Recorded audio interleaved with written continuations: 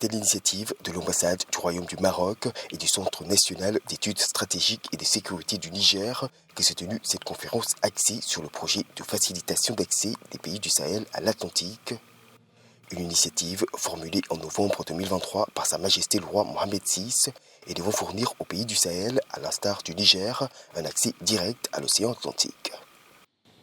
L'initiative marocaine propose une autre lecture, celle d'un espace traversé de potentiel à condition d'être relié, intégré et valorisé. Le projet royal vise ainsi à permettre au Niger, au Mali, au Burkina Faso et au Tchad d'accéder à l'océan Atlantique en s'appuyant sur les infrastructures marocaines.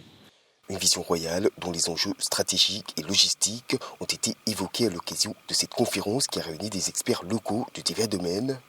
Pour les autorités du Niger, pays enclavé, l'ouverture de nouveaux corridors maritimes vient répondre à des contraintes propres aux pays du Sahel. Cette initiative de portée régionale internationale qui constitue une réponse ambitieuse aux défis et enjeux majeurs qui assaillent notre région et qui ont pour nom la diversification des voies d'accès aux marchés internationaux, la réduction des coûts de transport et logistique, la sécurisation des chaînes d'approvisionnement, le développement économique et social de nos États, etc. Des dépenses en logistique aujourd'hui estimées à près de 25% du PIB de pays tels que le Tchad et le Niger. Pour Mohamed Amin Palombo, professeur des universités, la mise à disposition des infrastructures marocaines revêt une importance stratégique et économique majeure pour les nations du Sahel.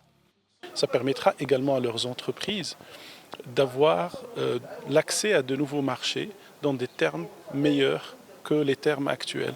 On le sait aujourd'hui, un pays enclavé supporte un surcoût de 30 à 50% lié à ses exportations ou importations.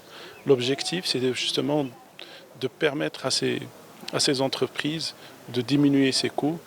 À noter que cette conférence fait suite à des réunions ministérielles qui ont permis en 2 ans de définir le cadre méthodologique et d'affiner les axes prioritaires de cette initiative marocaine de désenclavement des pays du Sahel.